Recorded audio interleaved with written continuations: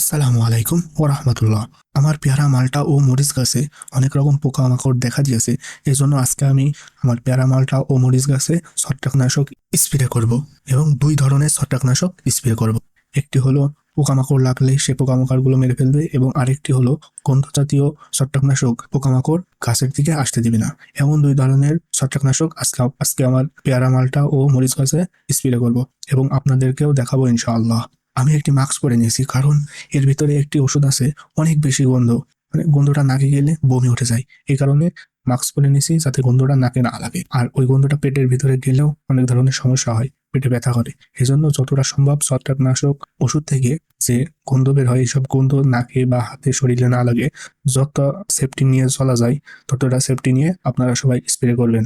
প্রথমে আমি আমার মালটা গাছে ও পেয়ারা গাছে স্প্রে করে নিব। পেয়ারা ও মালটা গাছে স্প্রে করা শেষ হলে তারপরে মরিচ গাছে স্প্রে করবো ইনশাআল্লাহ। ভিডিওটির মাঝখানে আপনাদেরকে একটা করে কথা বলে নিতেছি।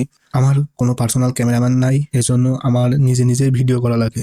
এজন্য ভিডিওটা কেমন হচ্ছে বা কেমন হয় আপনারা দেখে অবশ্যই কমেন্টে জানাবেন ইনশাআল্লাহ, এবং কোনো কিছু ভুল হলে সেটাও জানাবেন বা কোনো কিছু ইমপ্রুভ করতে হলে সেটাও জানাবেন, যেন আমি পরবর্তীতে ভিডিওটা আরো সুন্দর করে আপনাদের মাঝে উপস্থাপন করতে পারি। বা আমার ভয়েসে কোনো সমস্যা থাকলে সেটাও বলবেন, আপনাদের মাঝে যাতে ভালো ভালো ভিডিও নিয়ে আসতে পারি উৎসাহ করবেন। এবং যদি ভিডিওটা ভালো লেগে থাকে অবশ্যই একটি লাইক করে দেবেন।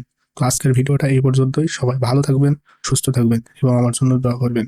আসসালামু আলাইকুম ওয়া রাহমাতুল্লাহ। আল্লাহ হাফেজ।